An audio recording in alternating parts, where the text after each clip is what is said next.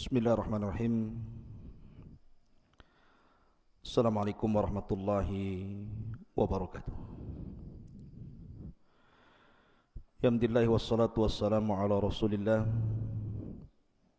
wa ala alihi wa sahbihi wa mawalah wa la hawla wa la quwata illa billahi wa ba'du.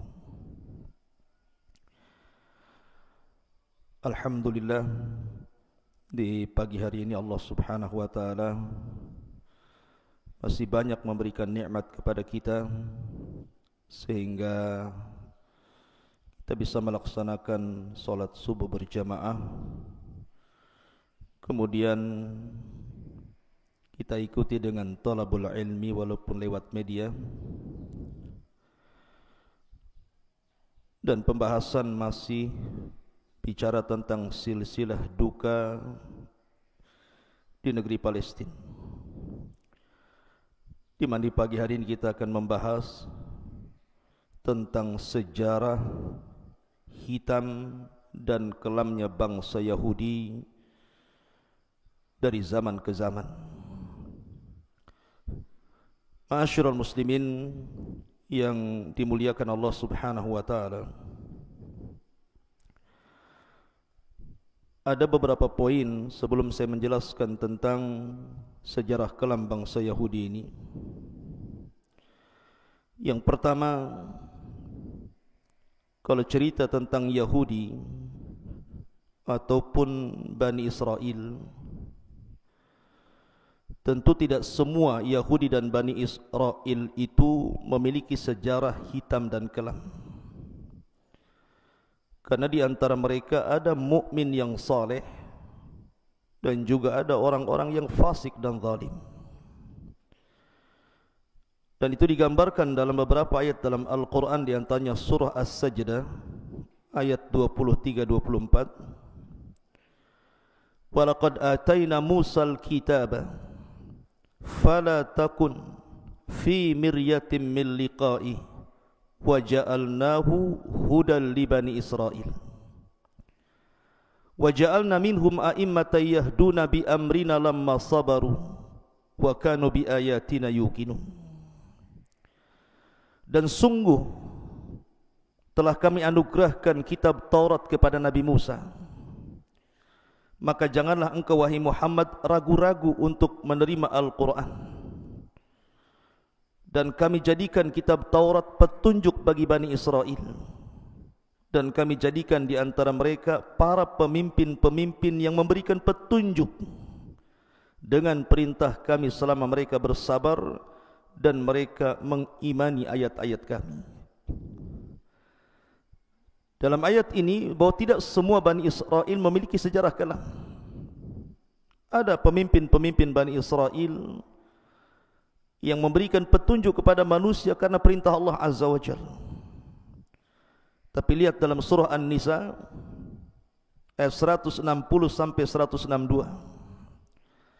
Allah Subhanahu wa taala mengatakan, "Fa bidzulmin minal ladzina hadu harramna 'alaihim thayyibatin uhillat lahum wa bisaddihim an sabilillahi katsira wa akhdhihimur riba wa qad nuhu anhu wa aqlihim amwalan nasi bil batil wa a'tadna lil kafirina minhum adzaban alima."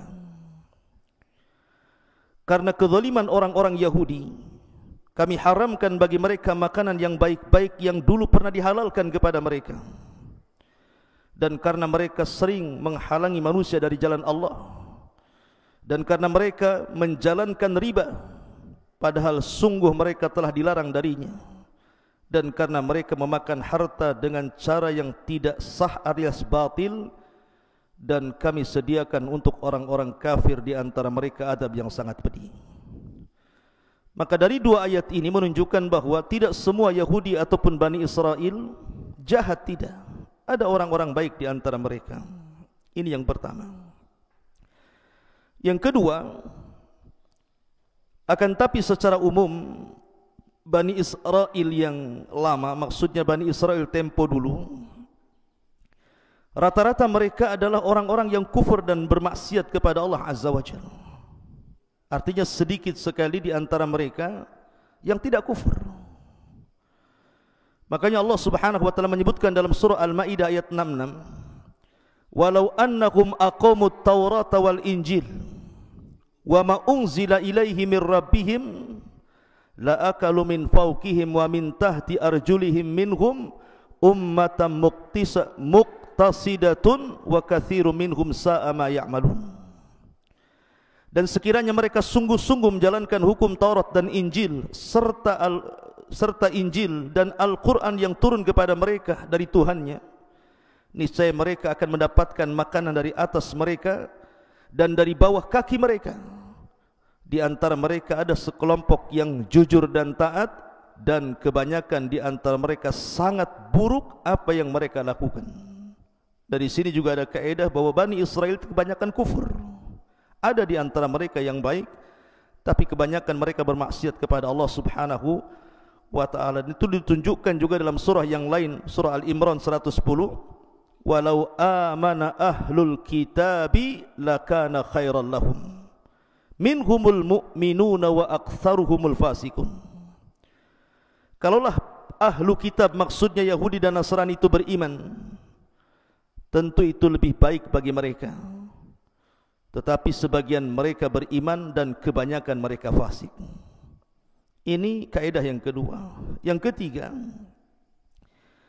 bahwa permusuhan orang-orang Yahudi pada kita kaum muslimin itu permusuhan yang mustamir. Wa anna adawatahum daim, artinya permusuhan ini tidak mungkin dihentikan. Sehebat apapun negara-negara Islam untuk menghentikan kekejaman Israel kepada Palestina atau kekejaman Yahudi kepada orang-orang yang beriman, itu tidak bisa dihentikan. Karena memang Al-Quran yang mengatakan seperti itu. Disebutkan dalam surah Al-Baqarah 217, "Wala yazaluna yuqatilunakum hatta yaruddukum an dinikum in istata'u." Dan mereka akan senantiasa memerangi kalian sampai kalian keluar dari agama kalian sebisa mereka. Dan juga Allah mengatakan, "Wala tarda ankal yahudu walan nasara hatta tattabi'a millatahum." Tidak akan redha selamanya. Lan di sini yufidu ta'bid, artinya selamanya orang-orang Yahudi itu dan Nasrani tidak akan ridha kepada kalian sampai kalian mengikuti agama mereka. Artinya kita tidak heran kalau orang-orang Yahudi membantai kaum muslimin, memerangi kaum muslimin dengan seluruh kemampuan mereka, karena itu sudah dicantumkan dalam Al-Quranul Karim. Kemudian yang keempat, ma'asyiral muslimin yang dimuliakan Allah Subhanahu wa taala, bahwa Allah mengisyaratkan dalam Al-Quran, Allah mengisyaratkan dalam Al-Quran bahwa akan terjadi kehinaan dua kali, kehancuran dua kali bagi bangsa Yahudi. Dan itu disebutkan dalam surah Al-Isra ayat 4. Allah mengatakan, "Wa qadayna ila bani Israila fil kitabi latufsidunna fil ardi marrataini wa la ta'luwanna uluwan kabira." Dan kami telah pastikan kepada Bani Israel yang tercatat dalam Alkitab Al-Quran bahwa mereka akan merusak di bumi dua kali, dan mereka akan dihinakan juga dua kali. Ma'asyiral muslimin yang dimuliakan Allah Subhanahu wa taala, tentu ada sejarah di sini dan sudah saya singgung sedikit tentang masalah ini pada kajian sebelumnya, bahwa ketika Bani Israel itu semakin jauh dari ajaran nabinya, bahkan sebagian mereka kemudian banyak yang menyembah berhala, maka diutus kepada mereka raja zalim. Dan penghancuran pertama dilakukan oleh Bukhtun Nasr, di mana Bukhtun Nasr, raja Babil ini datang ke Palestina, kemudian menghancurkan Yahudi sehancur-hancurnya. Sebagian mereka dibunuh, anak-anak dan perempuannya ditawan, dibawa ke Irak, dan begitu seterusnya. Kemudian juga yang kedua kalinya terjadi di masa Isa bin Maryam, ketika mereka mulai membunuh para nabi. Yahya dibunuh, Zakaria dibunuh, bahkan Isa pun upaya pembunuhan terjadi. Akan tapi Allah angkat Isa ke langit. Maka didatangkan kepada mereka orang-orang Romawi orang Romawi ini kemudian kembali menjajah Bani Israel sampai akhirnya mereka terhina 2 kali. Ini satu penafsiran. Ada yang mengatakan bahwa kehinaan Bani Israel atau orang-orang Yahudi itu terjadi di zaman Rasul. Ketika Bani Qunaiqah terusir dari Madinah, kemudian Bani Nadir terusir dari Madinah, kemudian Bani Quraidah terusir dari Madinah, terakhir mereka berkumpul di Khaybar. Dan Nabi SAW berhasil mengalahkan orang-orang Khaybar. Maka dari sini orang-orang Yahudi akan terus terhina.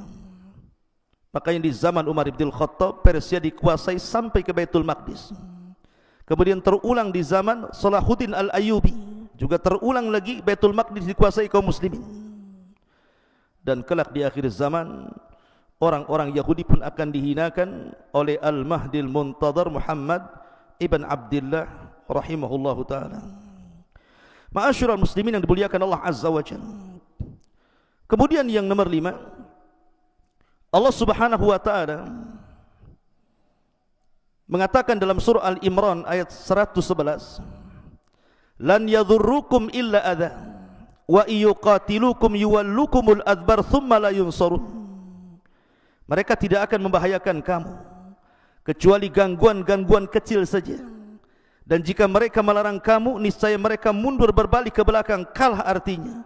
Selanjutnya mereka tidak mendapatkan pertolongan Allah Azza wa Jalla. Artinya sehebat apapun orang-orang Yahudi menyerang kaum muslimin, itu tidak akan membahayakan kaum muslimin kecuali sedikit. Walaupun sekarang pertempuran sengit Israel kepada Palestina, maka itu bagian-bagian riak-riak kecil saja.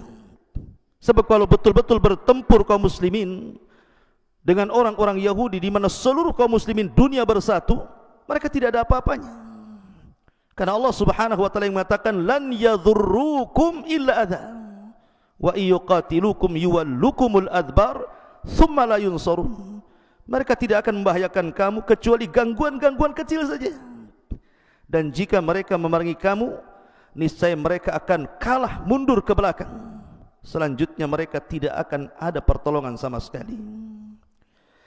Ma'asyiral muslimin yang dimuliakan Allah Subhanahu wa ta'ala, baik kita akan masuk kepada sisi gelap bangsa Yahudi dari zaman ke zaman. Ma'asyiral muslimin yang dimuliakan Allah Azza wa Jalla, berkembangnya orang-orang Yahudi itu terjadi di Mesir. Jadi ketika Nabi Allah Yusuf alaihi salatu wassalam memboyong seluruh keluarga ayahnya Yakub, kemudian putra-putra Yakub yang 12 itu beranak pinak berketurunan, akhirnya kemudian mereka berkembang cukup pesat di Mesir sehingga mereka disebut Bani Israel. Karena Israel itu nisbat kepada Yakub. Yakub itu artinya Israel. Kenapa disebut Israel? Ada yang mengatakan bahwa Yakub itu selalu berjalan tengah malam untuk tafakur, memandang kekuasaan Allah Azza wa Jalla. Dan berjalan tengah malam dalam bahasa Arab itu disebut Isra. Makanya ada perjalanan Rasul itu Isra Mi'raj. Kenapa Isra? Karena perjalanan tengah malam. Lah karena Yakub suka keluar malam memandang kekuasaan Allah Azza wa Jalla, maka disebut Isra, yang kemudian ditambah il, Israel. Il itu artinya Allah, hamba Allah yang senantiasa tafakur di tengah malam. Ini satu penafsiran. Ada yang mengatakan Israel itu dari bahasa Ibrani. Il itu Allah, Isra itu artinya hamba Allah, jadi Abdullah. Israel artinya Abdullahi, hamba Allah. Karena Nabi Yakub adalah orang yang sangat kuat ibadahnya kepada Allah Subhanahu wa taala, maka dinisabkan kepada dia bahasa Ibrani namanya Israel. Jadi keturunan Yakub disebut Bani Israel. Dari mana? Dari 12 putranya, termasuk juga Nabi Yusuf, Binyamin, Lawa, kemudian Yahuda dan yang lainnya. Lah di zaman Yusuf inilah Bani Israel dihormati oleh Fir'aun. Tentu Fir'aun di zaman Nabi Yusuf, bukan Fir'aun di zaman Nabi Musa. Sampai akhirnya ketika Yusuf meninggal dunia, barulah kemudian terjadi perbudakan hebat oleh kaum Kibti. Kaum Kibti ini kabilahnya Fir'aun, sehingga mereka merasa dihinakan luar biasa. Dan itu bertahun-tahun. Sampai akhirnya kemudian muncullah seorang Nabi yang sangat masyhur dari nabi-nabi Bani Israel, satu di antara ulul azmi minar rusul, nabi yang disematkan kalimur rahman, Nabi Musa alaihi salatu wassalam, sang penyelamat Bani Israel. Di sini kisah dimulai. Jadi ketika Nabi Musa alaihi salatu wassalam mendakwahi Fir'aun, subhanallah, mata-mata Bani Israel ini, mereka melihat mukjizat Nabi Musa yang luar biasa. Mereka melihat tongkat yang berubah menjadi ular, sebagaimana Allah subhanahu wa ta'ala firmankan dalam surah Al-Qasas 31. Bani Israel melihatnya. Kemudian juga tangan yang bersinar putih, kalau dimasukkan ke pesaknya kemudian dikeluarkan, tangannya seperti baterai, memiliki cahaya. Dan itu disebutkan juga dalam surah Al-Qasas 32. Dan Bani Israel melihatnya.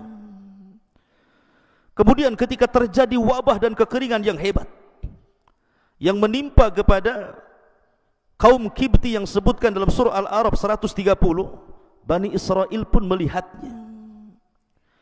Kemudian ketika membuat banjir sungai Nil, dan itu juga disebutkan di dalam Al-Quran surah Al-A'raf 133, Allah mengatakan fa arsalna alaihimut tufan wal jarad wal qummal wad dafadi wad dama ayatin mufassalatin fastakbaru wa kanu qauma mujrimin. Maka kami kirimkan kepada mereka tufan, di mana sungai Nil itu meluap airnya, bahkan belalang, kutu, katak, darah, air minum berubah menjadi darah, sebagai bukti-bukti yang jelas. Tetapi mereka tetap menyombongkan dirinya. Mereka adalah kaum yang berdosa. Artinya Bani Israel melihat mukjizat ini. Kemudian juga melenyapkan uang. Subhanallah, Nabi Musa meminta kepada Allah untuk melenyapkan uang dan harta Fir'aun serta para pengikutnya. Dalam tafsir yang disebutkan, maksud uang di sini adalah emas. Di zaman itu kan pakai emas uangnya. Sehingga Allah Subhanahu wa taala mengatakan dalam surah Yunus ayat 88. Kemudian juga ketika membelah lautan, Nabi Musa membelah lautan, Bani Israel betul-betul melihatnya. Sampai-sampai ketika mereka mengatakan wa inna la mudrakun, wahai Musa, mereka sudah mengepung kami, gimana ini? Musa menenangkan Bani Israel dan mengatakan, tenang, inna ma'iyallah sayahdin, kebersamaan kita dengan Allah akan berikan petunjuk. Akhirnya kemudian dipukulkan tongkat itu di Laut Merah. Laut Merah menjadi 12 jalan sesuai dengan jumlah kabilah. Bani Israel melihatnya. Kemudian juga mengeluarkan air dari bebatuan, sebagaimana Allah Subhanahu wa taala menyebutkan dalam surah Al-A'raf 160. Wa idhistasqa Musa liqaumihi faqul nadrib bi asakal hajar fanfajarat min ghuznata asyrata aina. Dan ingatlah ketika Musa memohon air untuk kaumnya, lalu Allah berfirman, pukullah batu itu dengan tongkatmu, lalu mancarlah air darinya 12 mata air. Bani Israel betul-betul melihatnya. Artinya Bani Israel itu diberikan karunia mampu melihat mukjizat Nabi Musa. Akan tetapi saya katakan, walaupun Bani Israel melihat begitu banyak mukjizat yang Allah tampakkan di hadapan mereka dari Nabi Musa alaihi salatu wassalam, tapi Bani Israel ini kaum yang kufur, tidak bersyukur, keras kepala, degil. Bahkan ketika baru saja dilewatkan dari sungai Nil, kemudian Fir'aun ditenggelamkan dan mereka melihatnya. Ketika Fir'aun sudah tenggelam itu, mereka enggak percaya Fir'aun tenggelam, sehingga mereka meminta Nabi Musa untuk diperlihatkan jasadnya. La haula wala quwata illa billah. Akhirnya Allah Subhanahu wa taala mengembalikan jasad Fir'aun. Baru setelah dilihat oleh Bani Israel, baru yakin Fir'aun itu mati. Sudah jelas-jelas mereka melihat Fir'aun itu tenggelam, masih juga ingin melihat jasadnya. Cukup saya di sini? Tidak. Akhirnya setelah kemudian berjalan sebentar, meninggalkan Laut Merah itu, rupanya mereka melihat ada satu daerah penyembah berhala. Banyak patung yang disembah di situ. Sehingga Allah Subhanahu wa taala gambarkan dalam surah Al-A'raf 138, wajawazna bani Israil bi bani Israil al-bahra. Kemudian fa'atau ala qaumin ya'kufuna ala asnamin lahum qalu ya Musa ij'al lana ilahan kama lakum alihah qala innakum qaumun tajhalun. Kata Allah, ketika kami sudah selamatkan nih Bani Israel ni dari kejaran Fir'aun dan tidak ditenggelamkan di Laut Merah, tiba-tiba mereka lewat di sebuah kaum yang mereka i'tikaf terhadap patung-patung mereka. Tiba-tiba mereka mengatakan, ya Musa, jadikan untuk kami banyak Tuhan sebagaimana mereka juga banyak Tuhan. Musa marah dan mengatakan, kalian ini kaum yang jahil. Ayat ini pernah dibacakan Rasul ketika perang Hunain. Jadi sahabat ini dalam perang Hunain itu kan banyak orang yang baru masuk Islam. Dalam perjalanan perang itu melihat pohon bidara yang sangat besar. Teringat kepada sejarah ketika mereka di masa jahiliyah, kalau berperang itu selalu tabaruk dengan pohon itu, menggantungkan pedang-pedang mereka di situ. Sehingga mereka mengatakan kepada Nabi SAW, ya Rasulullah, ij'al lana dhata anwat kama lahum dhatu anwat. Ya Rasul, jadikan gantungan pedanglah untuk kami tabarruk sebagaimana mereka juga punya gantungan pedang. Rasul marah. Akhirnya Nabi SAW sampai bertakbir 3 kali dan mengatakan, qultum kama qalat Banu Israel li Musa. Kata-kata kalian itu persis seperti permintaan Bani Israel kepada Musa, ij'al lana ilahan kama lahum aliyah. Jadikan banyak Tuhan sebagaimana mereka juga banyak Tuhan. Kalian ini kaum yang jahil, sudah dapat hidayah mau sesat, begitu artinya. Lihat, Bani Israel ini sudah diselamatkan, sudah tampak mukjizat Nabi Musa, masih juga mau kufur. Bagaimana sejarah ini terulang? Ma'asyiral muslimin yang dimuliakan Allah Subhanahu wa taala. Kemudian juga masih dalam perjalanan menuju negeri yang disucikan, banyak peristiwa di sini yang menunjukkan sejarah kelam dan hitamnya bangsa Yahudi saat bersama Nabi Musa menuju Palestina. Di antaranya adalah ketika mereka lewat di sebuah tempat, mereka tidak bisa keluar dari situ. Jadi mereka nyasar, mungkin bahasa kitanya, tidak bisa keluar dari situ. Rupanya diingatkan Nabi Musa oleh para uqalah, orang-orang yang berakal atau tokoh-tokoh dari Bani Israel ini, bahwa ada wasiat Nabi Yusuf. Ada wasiat Nabi Yusuf. Sebelum Nabi Yusuf meninggal dunia, Nabi Yusuf meminta agar jasadnya tidak dikubur di Mesir, tapi dibawa ke Palestina, dikubur di Palestina. Ini yang menjadikan tersesatnya Musa dan Bani Israel karena tidak membawa jasad Nabi Yusuf. Dari sini ada kisah di zaman Nabi SAW. Nabi SAW setelah pulang dari Khaybar, melawan Khaybar dan berhasil menaklukkan orang-orang Yahudi Khaybar, dan itu perang terakhir melawan orang-orang Yahudi. Pulang Rasul dengan para sahabat kehabisan bekal. Di tengah jalan dia pun mampir di seorang nenek dari nenek-nenek Bani Israel, nenek-nenek Yahudi, nenek Yahudi di zaman Rasul yang berada di perbatasan kota Madinah. Maka Rasul minta dijamu. Maka nenek itu pun menjamu Rasul dan para sahabatnya, memberikan makanan dan begitu seterusnya. Tiba-tiba kemudian Nabi SAW mengatakan, ingat bahwa Nabi itu tidak pernah melupakan kebaikan orang. Sekecil apapun kebaikan, pasti Nabi akan mengingatnya dan akan membalasnya. Makanya Nabi SAW mengatakan, nek, kau sudah berbuat baik kepadaku, sekarang kira-kira timbal balik dari kebaikanmu itu apa? Maka nenek ini mengatakan, ya Muhammad, saya tidak ingin apapun kecuali berikan pembantu kepadaku, biar aku tidak bekerja keras. Yang kedua, berikan unta kepadaku supaya aku tidak jalan kaki, aku punya kendaraan. Kemudian yang ketiga, berikan kalban yahrusu ghanami, anjing yang bisa menjaga ternak-ternakku. Kemudian berikan ini itu macam-macam. Heran Rasul, ini kebaikan secuil tetapi balasannya minta banyak. Maka Nabi SAW mengatakan kepada nenek Yahudi ini, nek, kata Nabi SAW, lemahkah dirimu untuk seperti nenek di zaman Bani Israel? Lemahkah dirimu wahai nek untuk seperti nenek di zaman Bani Israel? Sahabat heran, apa maksudnya Rasulullah ini? Maka Nabi SAW menceritakan, dahulu Nabi Musa pernah tersesat bersama Bani Israel karena tidak membawa jasadnya Nabi Yusuf. Dan tidak ada yang tahu kuburan Nabi Yusuf kecuali seorang nenek dari Bani Israel. Akhirnya kemudian Nabi Musa pun mendatangi nenek itu. Kemudian kata Nabi Musa, wahai nenek, tunjukkan di mana kuburan Nabi Yusuf.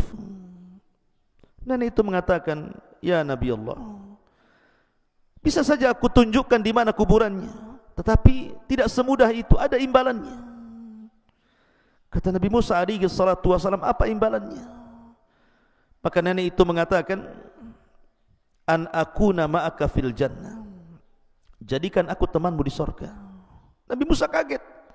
Hanya menunjukkan di mana kuburan Nabi Yusuf, permintaannya sebagai timbal baik kebaikannya supaya dia menjadi teman Nabi Musa di surga. Surga bukan milik Nabi Musa. Nabi Musa terdiam. Sampai akhirnya Jibril datang mewahyukan kepada Nabi Musa bahwa nenek itu pantas mendapatkan itu.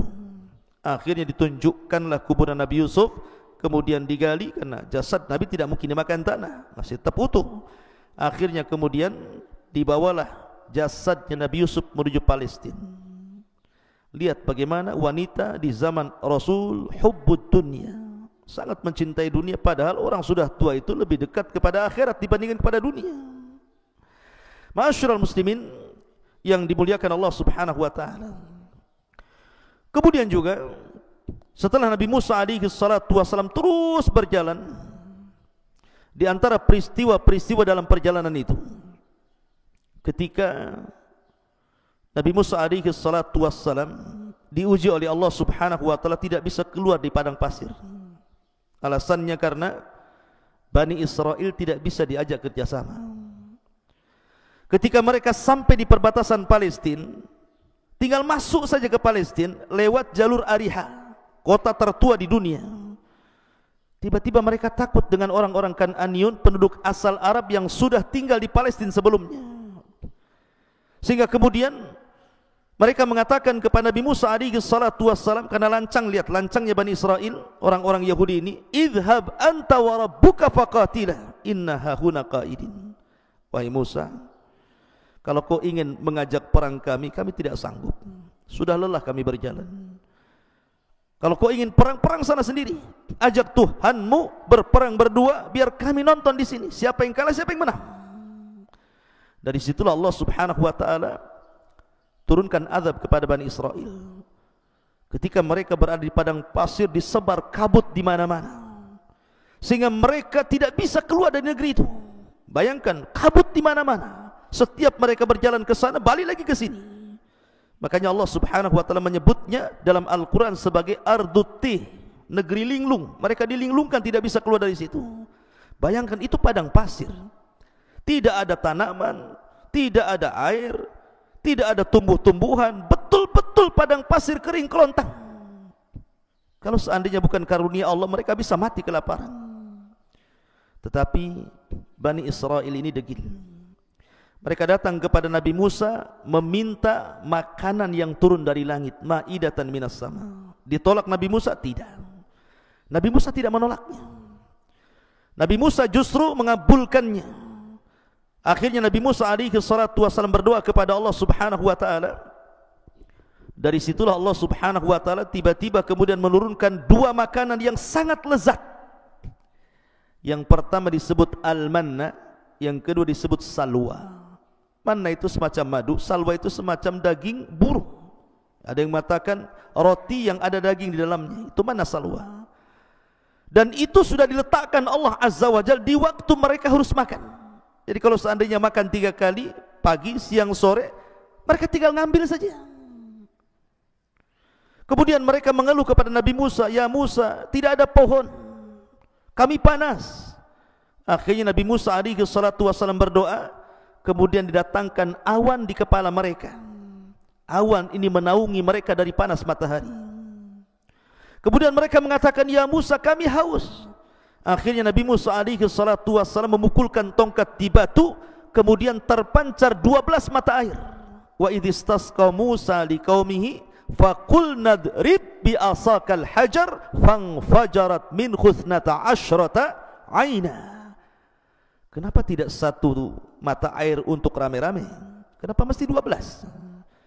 Karena Bani Israel itu satu kabilah dengan kabilah yang lainnya bermusuhan. Makanya Allah mengatakan apa? Tahsabuhum jami'an wa qulubuhum syatta. Kau lihat mereka bersatu. Tidak, orang Yahudi itu mereka bercerai-berai di antara mereka. Makanya biar tidak ribut, dibuat masing-masing mata air. Kabilah Benyamin sendiri, kabilah Yusuf sendiri, kabilah Yahuda sendiri, kabilah Lawas sendiri, dibuat masing-masing. Karena mereka terkenal suka bertikai. Lama mereka diberikan nikmat oleh Allah Subhanahu wa taala seperti itu. Tapi apa yang terjadi? Rupanya mereka bosan memakan manna dan salwa itu. Akhirnya kemudian karena bosannya memakan manna dan salwa, maka mereka pun meminta kepada Nabi Musa alaihi salatu wassalam untuk makan makanan yang lain. Kami pengen sayuran, kami pengen bawang-bawangan. Nabi Musa alaihi salatu wassalam heran dengan perilaku Bani Israel. Kenapa diberikan makanan yang enak tetapi memilih makanan yang tidak enak? Makanya Allah Subhanahu wa taala gambarkan di dalam Al-Quran sendiri tentang bagaimana kisah Bani Israel yang meminta kepada Nabi Musa makanan selain makanan yang telah dianugerahkan kepada mereka dari langit. Allah Subhanahu wa taala menjelaskan dalam surah Al-Baqarah, di antaranya adalah ketika mereka meminta makanan-makanan itu, Nabi Musa sempat marah dan mengatakan, ihbitum Misran fa inna lakum ma sa'altum. Kalau kalian ingin sayur-sayuran, ingin bawang-bawangan, kalian tinggal turun ke kota-kota. Misran di sini bukan Mesir, artinya kota-kota. Kalian tinggal turun ke kota-kota, ke desa-desa, ke daerah-daerah, tinggal beli dapat. Tapi manna dan salwa ini berbeda. Karena manna dan salwa ini makanan dari langit. Lah sebab itulah akhirnya Allah Subhanahu wa taala hinakan orang-orang Yahudi, hinakan Bani Israel karena mereka menentang nabinya. Kemudian juga di antara kisah yang lain juga yang masih di Arduti tadi, ketika Nabi Musa alaihi salatu wassalam datang dengan rombongan Bani Israel, orang-orang Kan'an ini ketakutan. Lah ada seorang murid Nabi Musa yang menguasai Ismul A'zam, nama-nama yang sangat agung, yang kemudian ditugaskan Nabi Musa untuk berdakwah di negeri Kan'an. Namanya Bal'am ibn Ba'ura. Lah orang-orang Jabbariyun ini, orang-orang Kan'an ini datang kepada Bal'am dan mengatakan, ya Bal'am, Nabi Musa datang dengan pasukan Bani Israel hendak menyerbu kami. Sebaiknya kau berdoa kepada Allah Azza wa Jalla untuk kehancuran mereka. Bal'am ini ulama Bani Israel, dan dia orang soleh Bani Israel, bukan orang biasa. Bal'am tidak mau pada awalnya, tapi karena setiap hari didatangkan harta, didatangkan jabatan, macam-macam, akhirnya luluh juga hatinya. Kemudian dia berdoa kepada Allah Subhanahu wa taala untuk mendoakan kecelakaan Nabi Musa. Tetapi setiap dia berdoa kecelakaan kepada Nabi Musa, kecelakaan itu justru menimpa kepada kaum Kan'an. Sampai orang-orang mengatakan, ya Bal'am, kami suruh kau mendoakan kejelekan kepada mereka, kenapa kau berdoa kejelekan untuk kami? Maka Bal'am mengatakan, khasirat dunya wal akhirah, sungguh telah rugi duniaku dan akhiratku. Sudah hilang duniaku, sudah hilang pula akhiratku. Karena sudah terlanjur, dalam bahasa kita mungkin, ya sudah basah mandi sekali. Akhirnya Bal'am mengatakan kepada orang-orang, sediakan gadis-gadis terbaik kalian, goda Bani Israel.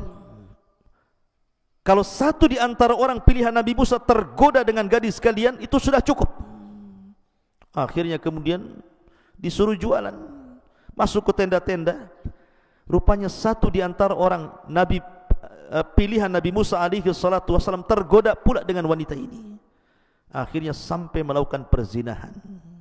Dengan sebab berzinahnya orang ini, maka Allah Subhanahu wa taala timpakan penyakit taun. Ribuan Bani Israel mati dalam satu hari.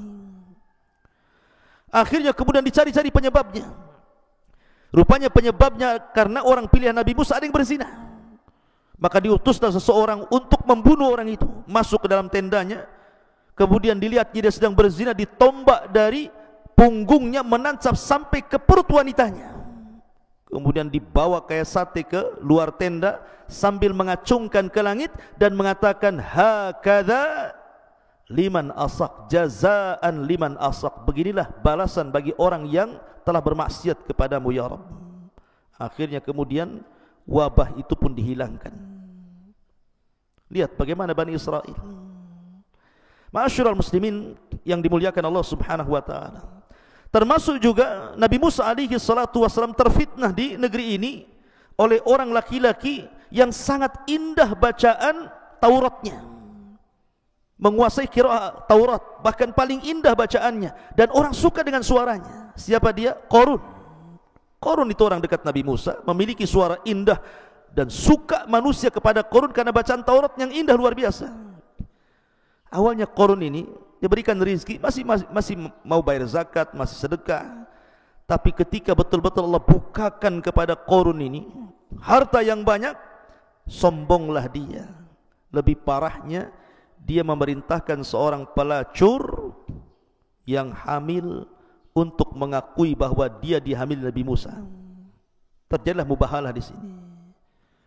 Maka Nabi Musa marah, akhirnya berdoa kepada Allah, dan Allah perintahkan Nabi Musa untuk memerintahkan bumi menenggelamkan Fir'aun. Wa khasafna bihi wa bidarihil ardh. Akhirnya Allah tenggelamkan Qarun dan seluruh hartanya. Makanya ada istilah harta Qarun. Ma'asyiral muslimin yang dimuliakan Allah Subhanahu wa taala. Cukup sampai di sini kisahnya? Tidak. Masih banyak kisahnya. Ketika Nabi Musa alaihi salatu wassalam tidak bisa keluar dari Ardut Tih ini, makanya Nabi Musa kemudian membuat negara berbasis kota di dalam Ardut Tih itu. Tetapi namanya negara itu pasti harus ada undang-undang yang mengaturnya. Dan ketika itu belum turun Taurat kepada Nabi Musa. Musa itu hanya mengandalkan suhuf. Makanya Allah mengatakan, inna hadza lafi suhufil ula suhufi Ibrahim wa Musa. Jadi masih mengandalkan suhuf, belum ada Taurat. Maka Musa meminta kepada Allah untuk dibuatkan undang-undang kepada Bani Israel. Dan Allah Subhanahu wa taala kabulkan. Musa disuruh keluar dari Ardut Tih menuju Bukit Saina. Ketika itu Musa mengatakan kepada Harun, pimpin Bani Israel, aku tidak lama, hanya 40 malam saja. Berkat Nabi Musa. Ketika 40 malam ini, rupanya 10 hari sebelum kepulangan Nabi Musa, Bani Israel kufur. Kenapa kufur? Rupanya ada orang munafik di zaman itu yang membuat patung anak sapi namanya Samiri. Samiri inilah yang kemudian memurtadkan sebagian besar Bani Israel. Karena ketika Bani Israel ini dari Mesir melintasi Laut Merah itu, sebagian mereka merasa terbebani dengan emas-emasnya, karena sebagian emas itu adalah emasnya milik kaum Kibti. Sebagian mereka upah tapi belum bekerja, ada yang juga yang pinjam, dan itu diharamkan dalam syariat Nabi Musa, sehingga mereka membuang emas-emas di lautan. Lah Samiri ini berjalan di belakang, dia kutip emas-emas itu. Makanya dari emas-emas itulah akhirnya Samiri membuat patung sapi. Dan Samiri ini ketika itu sangat dekat jaraknya dengan Nabi Musa. Ketika Nabi Musa tiba-tiba di sampingnya ada orang yang berbaju putih, tiba-tiba memerintahkan sesuatu, kaget Samiri. Kenapa pula Nabi Musa diperintah-perintah orang? Nabi Musa, Samiri sudah mulai curiga ini. Jangan-jangan itu malaikat. Ya, memang itu malaikat Jibril. Ketika Nabi Musa hendak memukulkan lautnya supaya rapat, kata Jibril, tunggu dulu, sampai Fir'aun di tengah lautan. Baru setelah kemudian Fir'aun di tengah-tengah, kata Jibril, pukulkan sekarang. Baru dipukulkan, rapatlah lautan, tenggelamlah Fir'aun. Musa ini memperhatikan orang yang berbaju putih itu. Ketika orang berbaju putih dinaik kuda putih, diperhatikan tempat pijakannya. Setiap dia memijak, diambil pasirnya, memijak, diambil pasirnya. Dan ingat bahwa simbol kematian itu kambing dan simbol kehidupan itu kuda. Makanya ketika penduduk sorga masuk ke dalam sorga dan penduduk neraka itu masuk ke neraka, maka ji'a bil maut, didatangkan kematian dalam bentuk kambing gibas, kemudian disembelih oleh Allah, kemudian diserukan kepada penduduk sorga, la mautalakum khuludun la mautalakum, dan disuruhkan kepada neraka juga khuludun la mautalakum. Di sini Allah simbolkan kematian dengan kambing gibas. Maka simbol kehidupan adalah kudanya Jibril. Makanya ketika Samiri kemudian membuat patung anak sapi itu, kemudian dimasukkan tuh pasir bekas pijakan kaki kuda Jibril ke mulut patung anak sapi itu, tiba-tiba lahu khuar, mengeluarkan suara, hidup tapi bisa bergerak, tidak bisa bergerak tetapi bisa bersuara. Dari situ kata Samiri kepada Bani Israel, lihat bagaimana Musa jauh-jauh ke Bukit Saina cari Tuhannya pada Tuhannya di sini. Maksudnya patung anak sapi. Dari situ akhirnya sebagian besar Bani Israel murtad. Musa diwahyukan Jibril tentang murtadnya Bani Israel, bergegas dia balik. Ketika dia balik betul-betul sudah murtad sebagian besar mereka. Maka dia marah kepada Harun, ditariknya janggutnya, ditariknya kepalanya, kemudian mengatakan, apakah engkau hendak memecah belah Bani Israel? Kata Harun, ya Musa, aku tidak seperti dirimu, kau kuat, Bani Israel takut, aku lemah, mereka mengancam hendak membunuhku, aku hanya bisa menasihati tapi tidak bisa melarang mereka. Akhirnya kemudian Musa pun memecahkan papan Taurat, kemudian mengumpulkan orang-orang yang murtad, kemudian mereka disuruh untuk bertobat. Dan Allah Subhanahu wa taala gambarkan, faqtulu anfusakum, tobat kalian, kalian harus membunuh diri-diri kalian. Ketika itu mereka tidak mau. Bagaimana membunuh diri-diri mereka dengan pisau-pisau gitu kan? Karena mereka tidak mau, maka Musa marah, kemudian berdoa kepada Allah Subhanahu wa taala, diangkatnya bukit Tur di atas kepala mereka. Ketika bukit Tur di atas kepala mereka, Musa mengatakan, kalian mau bertobat atau bukit ini kami timpakan kepada kalian, mati juga. Ya. Akhirnya mereka memilih untuk mati bertobat, dan bukit Tur dikembalikan kepada asalnya. Mereka pun saling membunuh di antara mereka, dan itu bentuk tobatnya. Lihat bagaimana kedegilan Bani Israel, ditinggal 40 malam bisa kufur. Ya. Ma'asyiral muslimin yang dimuliakan Allah Subhanahu wa taala. Kemudian juga peristiwa yang lain yang terjadi selama perjalanan Nabi Musa alaihi salatu wassalam, ketika orang-orang ingin mendengar kalam Allah. Mereka meminta kepada Nabi Musa, ya Musa, kami ingin mendengar bagaimana Tuhanmu bicara denganmu.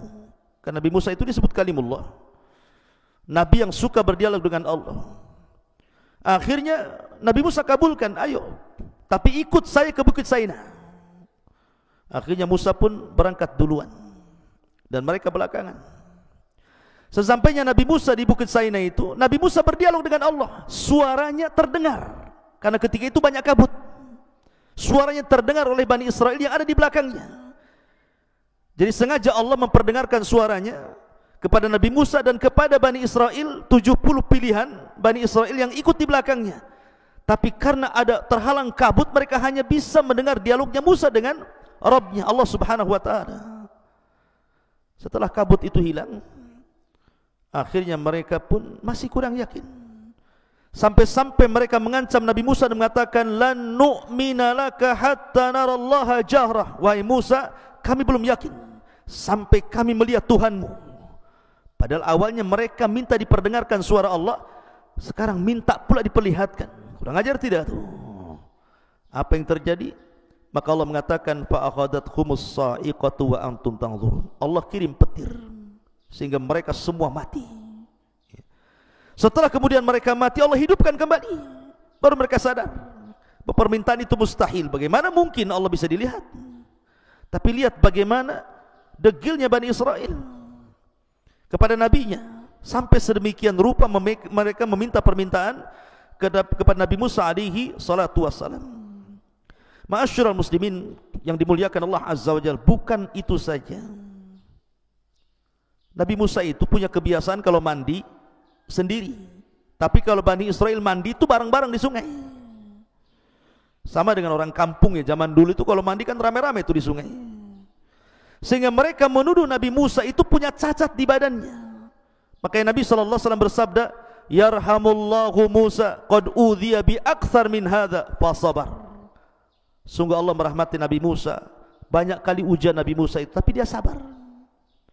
Difitnah kehormatannya Bani Israel. Musa itu jangan-jangan badannya banyak penyakitnya, ada lepranya atau apa gitu ya. Jadi suatu ketika Nabi Musa mandi. Nah, mandi di sini, mungkin Bani Israel sebelah sana begitu ya. Dia letakkan pakaian di atas batu. Rupanya batu ini tiba-tiba hidup berjalan. Nabi Musa kebingungan karena pakaiannya di atas batu tuh. Batunya berjalan, dikejar sama Nabi Musa. Rupanya batu itu melewati Bani Israel yang sedang mandi. Maka Bani Israel melihat Nabi Musa yang sedang telanjang mengejar-ngejar batu. Mereka baru melihat, demi Allah tidak ada badan yang lebih indah dibandingkan sosok Nabi Musa alaihi salatu wasallam. Baru mereka sadar bahwa apa yang mereka tuduhkan tidak benar. Lihat, sampai mereka mencacati kehormatan Nabi Musa alaihi salatu wassalam. Ma'asyiral muslimin yang dimuliakan Allah Subhanahu wa taala. Kemudian juga ketika Musa alaihi salatu wassalam meninggal dunia, kemudian juga sebelumnya Harun alaihi salatu wassalam meninggal dunia di negeri Ti, maka 40 tahun setelahnya datang generasi kedua, generasi terbaru dan pemimpin yang baru, Yusha ibn Nun, dan berhasil masuk ke negeri Ariha dan mengalahkan Ardu Kan'an sampai menguasai Baitul Maqdis. Ketika Nabi Yusha ibn Nun meminta kepada Bani Israel untuk masuk dengan cara ruku, menundukkan pandangan sebagai bentuk syukur kepada Allah Azza wa Jalla. Kemudian mengucapkan hittah. Hittah itu artinya, ya Allah ampuni dosaku. Apa yang terjadi? Mereka tidak mau menundukkan pandangan. Justru mereka berjalan dengan cara berbalik. Mundur begitu. Kan menghina namanya. Bukan hanya itu saja, disuruh mengucapkan hittah malah hintah. Kalau hittah itu, ya Allah saya minta ampun dari dosa-dosaku. Kalau hintah itu, ya Allah berikan makanan kepadaku. Bayangkan, orang suruh minta ampun malah minta makan. Nah, inilah Bani Israel. Semua nabi yang dikirim ditentang dia. Makanya wajar kalau Allah mengatakan fariqan kadzabtum wa fariqan taqtulun. Sebagian kalian ada yang mendustakan para nabi, sebagian kalian ada yang membunuh para nabi. Ma'asyiral muslimin yang dimuliakan Allah Azza wa Jalla. Bahkan ketika kemudian Yusha ibn Nun meninggal dunia, kemudian Palestina ini dikuasai oleh Jalut. Akhirnya mereka meminta kepada nabi yang terakhir, nabi yang memimpin mereka namanya Samuel. Itu nabi terakhir itu, yang memimpin Bani Israel di masa hukum Qudot namanya. Mereka datang kepada Nabi Samuel dan mengatakan, ya Nabi Allah, kami sudah bosan dipimpin para nabi. Kami ingin dipimpin para raja, biar kami bisa jaya kembali. Tolong pilihkan raja untuk kami. Akhirnya Nabi Samuel ini memilihkan Tolut. Tolut ini orang miskin, la ma'la wa raja, tidak punya harta, tidak punya kehormatan. Sudah dipilihkan seorang nabi, tidak mungkinlah nabi memilih sembarang. Mereka mengatakan, ya Nabi Allah, kenapa mesti Tolut? Kenapa nggak ada orang lain? Raja itu kan harusnya kuat, harusnya punya kecerdasan, harusnya punya harta yang banyak. Ini siapa Tolut ini? Kami tidak kenal dia. Tapi kemudian Samuel mengatakan, Tolut ini dilebihkan oleh Allah, dia pilihan Allah. Kemudian dilebihkan tenaganya, dilebihkan kecerdasannya. Memang tidak ada hartanya, tapi alamat bahwa dia akan menjadi raja kalian, nanti tabut akan sampai kepadanya. Karena tabut itu kan dicuri oleh orang Jalut. Dan tabut ini adalah barang yang sangat diberkahi. Makanya Nabi Musa kalau perang itu selalu membawa tabut. Dan kalau bawa tabut pasti menang. Lah tabut itu dicuri, makanya mereka lemah.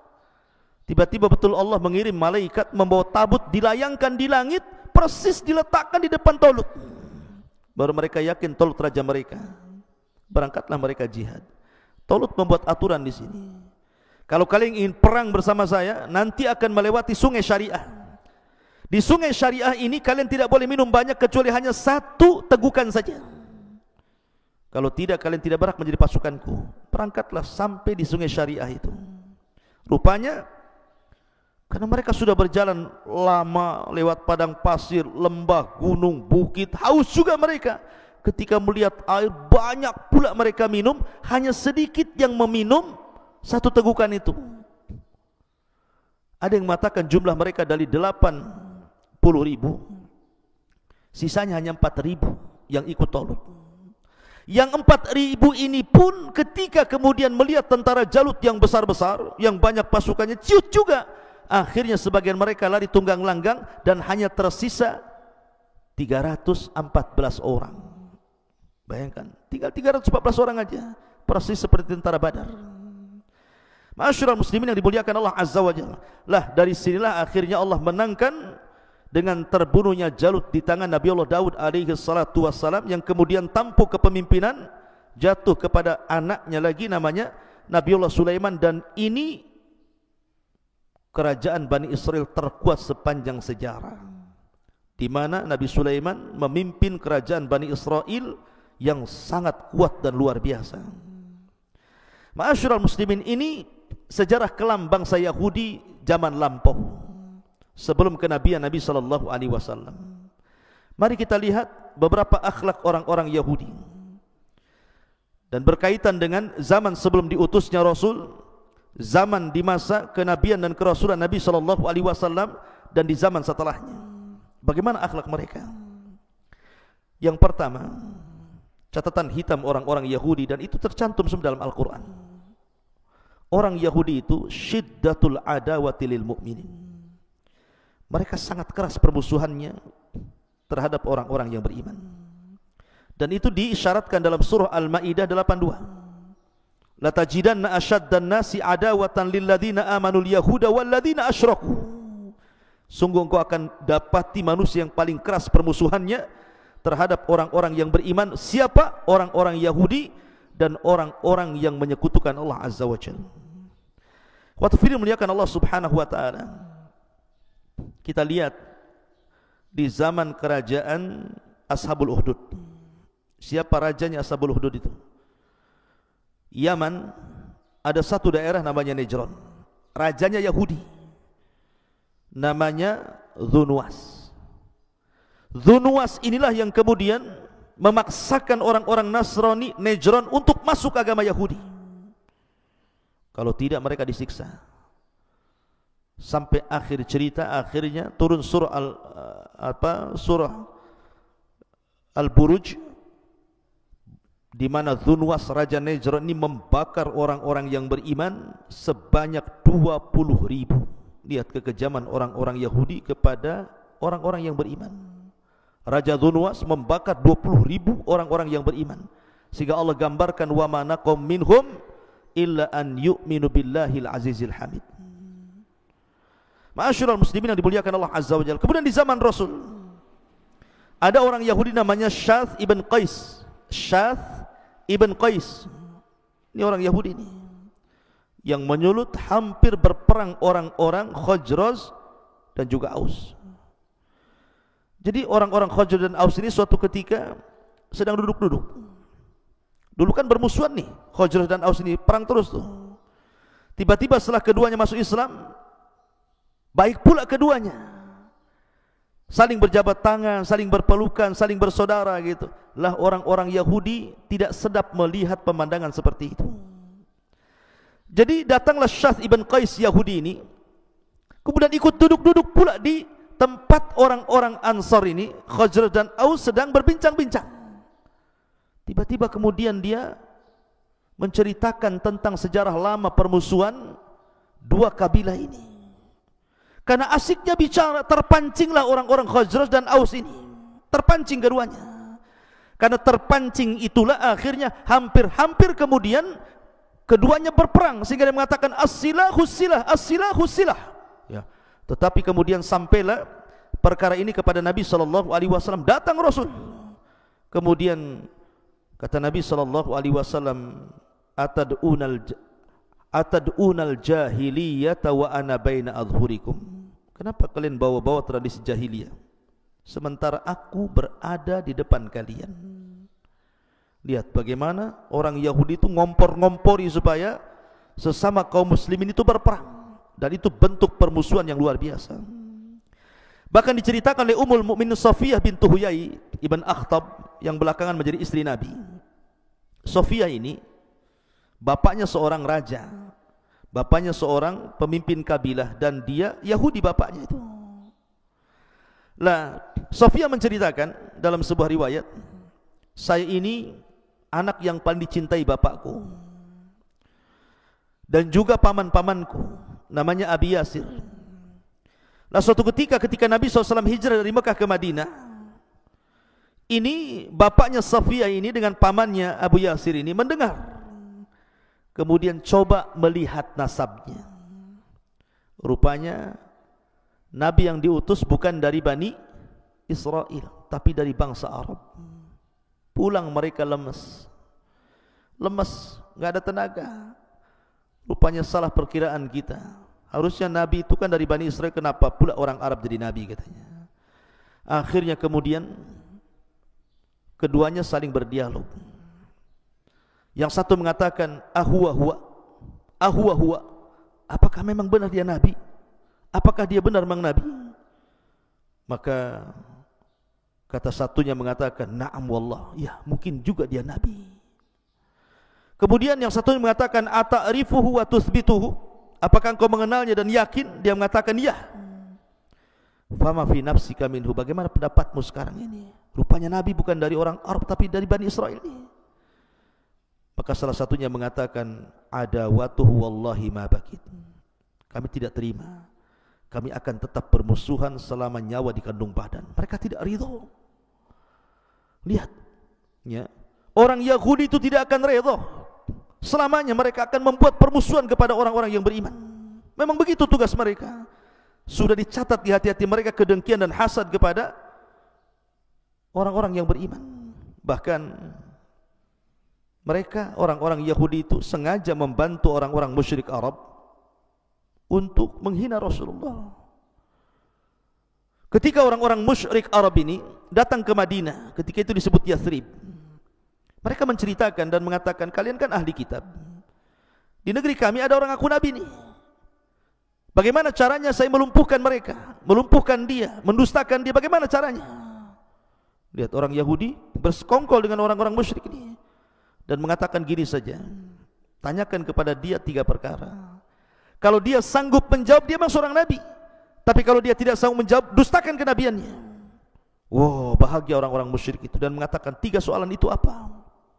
Kemudian orang Yahudi mengajari, tanyakan kepadanya tentang fityatun zahabu fi dahril awal, kaifa khabaruhum, tentang seorang anak muda yang raja yang pergi ke sana kemari dalam rangka berdakwah kepada Allah, bagaimana kabarnya? Kemudian yang kedua juga tentang seorang anak-anak muda yang terjerembab dalam gua yang kabarnya sangat menakjubkan, bagaimana kondisinya? Termasuk juga soal ruh, tanyakan coba. Subhanallah ikhwan. Akhirnya kemudian orang-orang musyrik bahagia dengan 3 soalan ini, karena pasti si Muhammad tidak mungkin bisa jawab. Lihat, mereka diberikan amunisi orang-orang Yahudi. Ketika datang ke Mekah, mereka mengatakan, ya Muhammad, jawablah 3 soalan kami. Kalau kau bisa menjawab, kami beriman. Kalau tidak bisa menjawab, kudustakan kenabianmu. Rasul senang mendengar hal itu, karena Rasul yakin Jibril akan memberitahu jawabannya. Tapi kesalahan Rasul tidak mengucapkan insya Allah. Lupa dia mengucapkan insya Allah. Harusnya Rasul mengatakan, ya besok saya jawab insya Allah. Tapi Nabi SAW kemudian lupa mengucapkan insya Allah. 1 hari Jibril tidak turun, 2 hari, 3 hari, 1 minggu, 2 minggu, 3 minggu, hampir 1 bulan. Orang-orang pun mulai mencemooh Nabi SAW. Sampai akhirnya Jibril turun memberikan tahu jawabannya.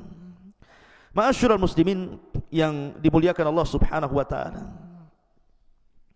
Kemudian juga kita lihat bahwa bagaimana upaya pembunuhan, permusuhan kepada Nabi sallallahu alaihi wasallam itu sampai dilakukan dengan cara upaya pembunuhan. Mereka datang kepada seorang penyihir handal di zaman itu, namanya Labid bin Asam, untuk menyihir Rasul. Berhasil. Makanya salah satu penyebab asbab nuzulnya Muawwidhataini itu dalam kisahnya Labid ibn Asam mencuri sisir Rasul. Di situ ada lilitan-lilitan rambut Rasul, Dengan sebab bukhul itulah akhirnya Labid bin Asam berhasil menyihir Rasul. Ada yang mengatakan 6 bulan Rasul terkena sihir. Ma'asyiral muslimin yang dimuliakan Allah Azza wa Jalla. Bahkan sepulangnya Rasul dari Khaybar, Rasul diracun oleh seorang wanita namanya Zainab bintul Harith, wanita Yahudi, dan berhasil memakan sedikit racun yang dihidangkan dalam paha kambing itu. Dengan sebab itulah setelah bertahun-tahun dari peristiwa Khaybar, Nabi SAW baru bisa merasakan racunnya sehingga kepayahan.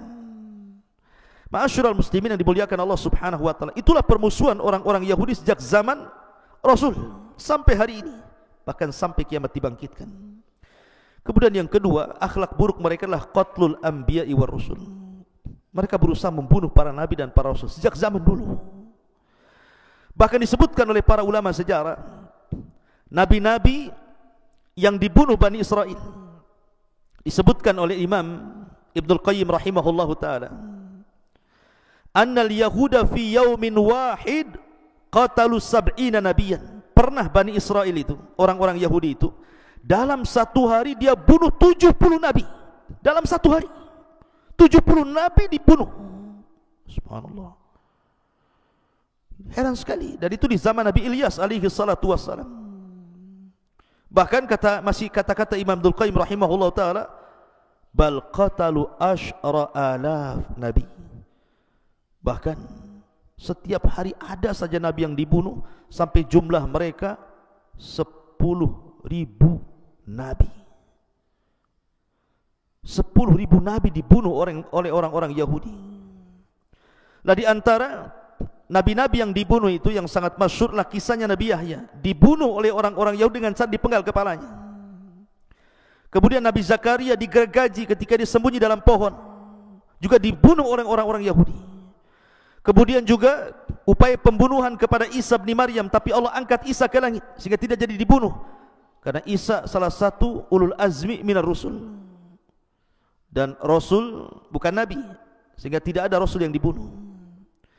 Kemudian juga di antara Nabi yang dibunuh adalah Yusa ibn Nun. Yusa ibn Nun dibunuh oleh orang Yahudi. Upaya pembunuhan. Tidak dibunuh, tapi ada upaya pembunuhan ketika Nabi Musa alaihi salatu wasallam meninggal dunia. Dituduh orang-orang Yahudi bahwa yang membunuh Nabi Musa itu Nabi Yusa. Bayangkan, dia dituduh membunuh Nabi Musa, sampai geram Bani Israel ini dan hendak membunuh Nabi Yusa. Tapi setelah kemudian jelas bahwa dia bukan pembunuhnya, tapi Nabi Musa memang sudah ajalnya datang, akhirnya kemudian tidak jadi. Kemudian juga ada nabi namanya Nabi Sya'iyah, salah satu Sya'iyah ibn Amis, Sya'iyah ibn Amsiyah, dari nabi-nabi Bani Israel, itu pun dibunuh oleh orang Yahudi.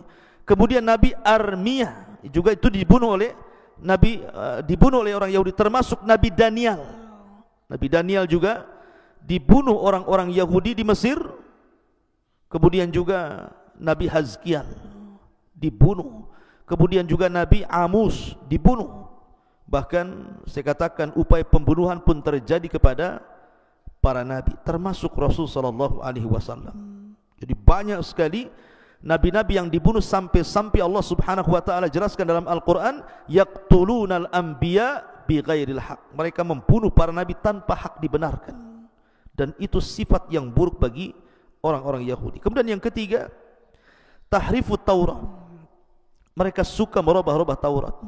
Dan itu difirmankan dalam surah Al-Baqarah 75, afatatma'una an yu'minu lakum wa qad kana fariqum minhum yasma'una kalamullah thumma yuharrifuna min ba'di ma aqaluhu wa hum ya'lamun. Maka apakah kamu, wahai kaum muslimin, sangat mengharap mereka akan percaya kepadamu, sedangkan segolongan dari mereka mendengar firman Allah lalu mereka mengubah-ubahnya setelah memahaminya, padahal mereka mengetahui? Itulah kebiasaan orang Yahudi merubah kitab-kitab suci. Ma'asyiral muslimin yang dimuliakan Allah Azza wa Jalla, salah satu kisahnya adalah disebutkan oleh Ibnu Jarir rahimahullahu ta'ala dengan sanad dari Ibn Zaid. Jadi ketika Nabi Musa alaihi salatu wassalam pulang membawa papan Taurat, Kemudian sebagian mereka sudah murtad. Papan itu dilempar sampai berkecai. Dengan sebab itulah menyimpangnya Bani Israel, karena papannya sudah hancur, untuk merangkai kembali susah. Lah, ditambah-tambah kemudian tangan-tangan kotor orang-orang Yahudi yang mereka betul-betul merubah-rubah. Contoh yang mudah saja, ketika terjadi perang Persia dan Romawi, kemudian Persia mengalahkan Romawi. Banyak orang-orang Yahudi yang tergabung di Romawi itu, mereka karena takut diperbudak, akhirnya lari ke sana kemari meminta suaka. Salah satunya lari ke kota Madinah yang dulu disebut Yathrib. Lah, mereka berkeyakinan kenapa sampai di kota Madinah? Karena dalam perjanjian lama mereka bahwa di situ akan muncul seorang nabi. Sampai dalam mempelajari nabi yang akan muncul di akhir zaman itu, ya'rifunahu kama ya'rifuna abna'ahum. Mengenali nabi yang muncul itu lebih kenal dibandingkan anak-anak mereka. Tapi setelah datang nabi itu, apa yang terjadi? Mereka hapus nama Ahmad dan Muhammad dalam Taurat mereka. Yuharrifunal kalima ammawadi. Mereka merubah-rubah isi Taurat, tidak mengakui adanya kenabian Rasul sallallahu alaihi wasallam. Padahal kita dalam Islam sangat mengakui Isa sebagai nabi Nasrani dan Musa sebagai nabi Yahudi. Tapi mereka mengingkari nabi kita. Bahkan ada kisah di zaman Nabi SAW, ada tokoh Yahudi namanya Abdullah ibn Salam. Abdullah ibn Salam ini tokoh besar Yahudi di zaman itu di Madinah.